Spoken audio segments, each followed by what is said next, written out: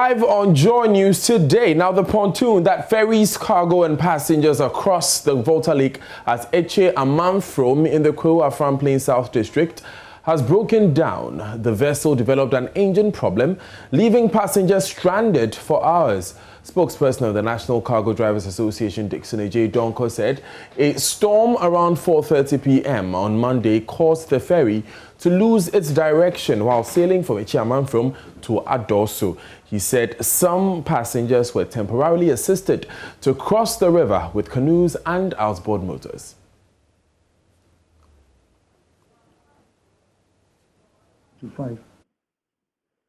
The Panto came to Eche Amanfrom in Afram Plain South. When he returned back to the Kwewu-Adoso, the Panto engine is two, and one is already spoiled.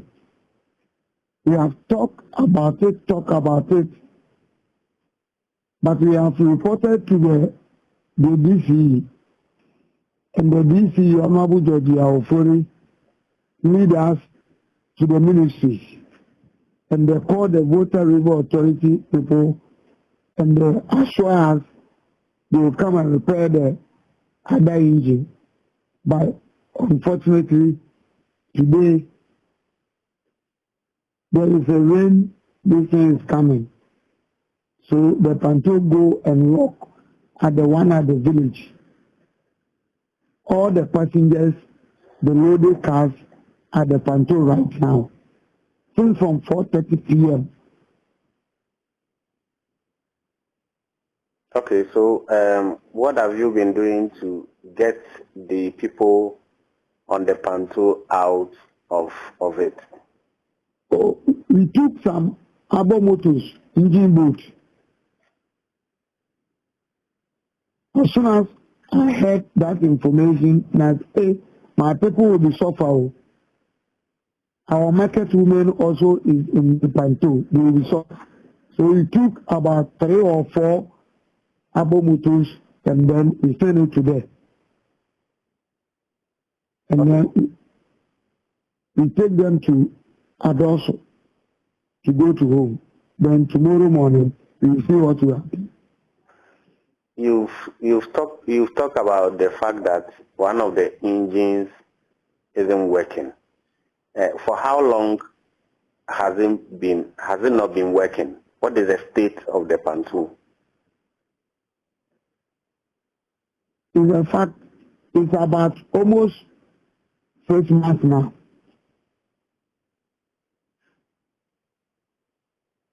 It's about 6 months now. The one engine is spoiled. Left only one. But it's supposed to be using the 2 engines.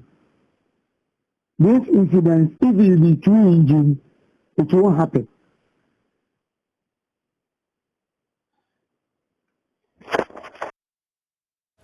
Let's get some more on this story. Kofi Siao is our reporter on that beat. He joins us on the line. Kofi, tell us, what's the latest on this particular situation? Okay, Daniel, as I speak with you, there is another ferry that has been dispatched from Akosombo. I'm told it set off this morning around 7 from Akosombo, and it is expected to reach Eche Amanfrom where the incident happened to help, pull the other Panto that has been stuck in the side of the Volta Lake, as it happened yesterday.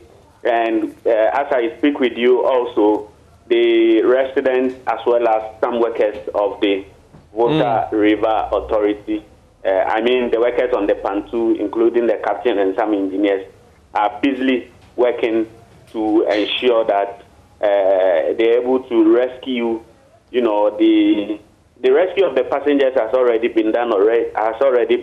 What they are left is with the goods and the vehicles that are left on the Panto in that area. So they are still working to get everything done. As the other Panto also has been dispatched from Akosombo to Eche Amanfrom for the work to be done very well. Right. Kofi, thank you very much for those updates. We'll come to you when there is more. Now, the Konfanochi Teaching Hospital's over 40-year, 1,000-bed maternity block is to be pulled down for reconstruction as a result of some structural defects. This comes barely a year after government cut sword and reactivated reconstruction works. And now this happened in June 2020 on that abandoned project. This will be the second time the multi-story structure is being demolished due to neglect by successive governments, leading to the weakness of the structure. Joy News gathers the latest intended demolition has not been part of the reactivation works plan. So what kind of feasibility study was done to restart the work?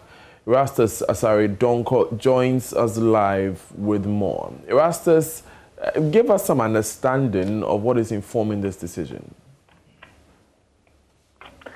Hello, Daniel. Right, Erastus, you're on air. Yeah. So, Daniel, this is what we know at the moment about the pulling down of this structure. We do understand that a team of experts, engineers, were contracted to study the structural integrity of this building, which has been standing for over 40 years. And so they came up with their findings. Some of the findings we do know at the moment is that the structure itself has a weak concrete in some sections of it. And they use this word that some portions of the concrete has become brittle and cannot stand if completed. The load of the equipment, the offices and other things will bring it down. And so they're also talking about rusting iron rods within the structure itself. And so it's not good to continue with this particular structure. They have to pull it down and reconstruct. And mind you, this is not the first time the structure has been pulled down. In 1999, under the administration of the first president of the Fourth Republic, Jerry John Rawlings, the administration had to pull down the earlier structure due to its weak infrastructural integrity. And again, they constructed this edifice, which has again failed the integrity test and has to be pulled down. Right. Tell us how the people are taking these news. In fact, there's been a lot of talk about it since the news broke out that is to be pulled down. Many people are questioning why the demolition. They feel that there is some hidden detail somewhere. In fact, the questions they've been asking is about when the president mentioned the 155 million euro loan to complete this structure. Did they take into consideration this that we are witnessing now? Did they do the feasibility study well to know that they will have to pull it down? And now that they are going to pull it down, will the amount suffice for the down and the reconstruction of the building? Those are nagging questions that people are asking on the street. Rastus, thank you very much for joining us with those updates. You're live on Joy News today. Our top stories this hour. Supreme Court dismisses petitioner's application to reopen its case in the ongoing 2020 election petition hearing. What next? We learned from Joseph Akable that the petitioner has filed an application to review this particular decision. We'll find out more later. Dozens of passengers stranded on the Volta Lake after the pontoon on which they were being ferried broke down due to a defective engine. We now know that these stranded persons have been evacuated by authorities. Now, also, over 40-year maternity block at the Konfanochi Teaching Hospital to be demolished 2 years after government reactivated construction works on that facility. There's still a lot more coming in the bulletin, especially in business, where interest rates are falling by almost 1% in the last 2 weeks, signaling an ease in the cost of loans. Darryl Kwao tells us exactly why that is the case after this.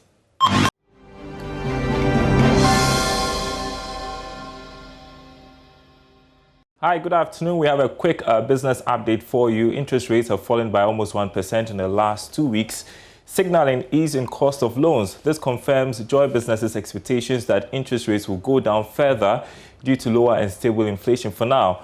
Charles Nexin looks at why interest rates have taken a nosedive and the benefits to the consumer.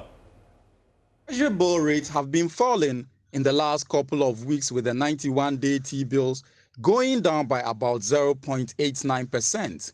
The 3-month T-bill is one of the 4 key determinants alongside inflation and non-performing loans that banks consider in lending to consumers. Therefore, a decline in the yield of the short-term securities would translate into a fall in lending rates, despite the policy rate of the Bank of Ghana being maintained at 14.5%. This is so because banks will no longer concentrate most of their investment in T-bills, knowing that the rates are no longer too attractive, and that will ultimately free some space for lending to the private sector to get some additional interest. The fall in interest rates will also come as a huge benefit to household, commercial and corporate consumers whose cost of repaying loans might ease, albeit marginally. Many market analysts in November last year expressed sentiments about the need for interest rates to trickle down.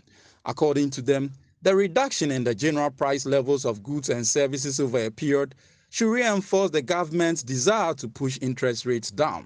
This is also part of measures to reduce the domestic cost of borrowing in the midst of financing needs triggered by the coronavirus pandemic.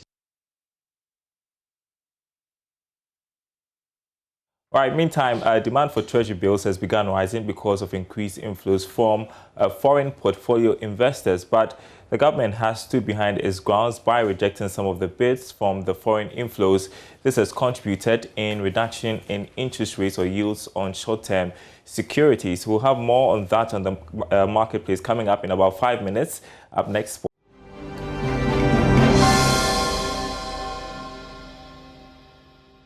Stay tuned.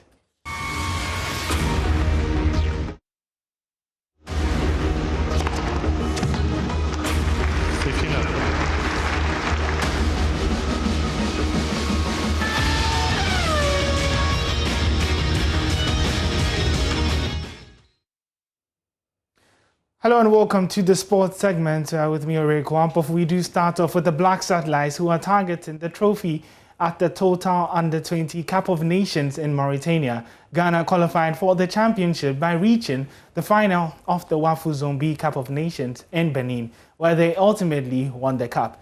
The Black Satellites take on Tanzania today at 4 p.m. in Nwadibo in a Group C opener. Well, that was head coach of the Black Satellites, Karim Zito, confident ahead of the fixture against Tanzania. And quickly, before I hand over to Daniel Dati, the latest in the Australian Open is Serena Williams is in the semi-finals after beating Simona Halep. And then in the men's quarter-final match currently ongoing, Novak Djokovic is leading Alexander Zverev by 2-1. Over to you, Daniel. Thank you, Oreku Ampofo, for bringing us the latest in sports.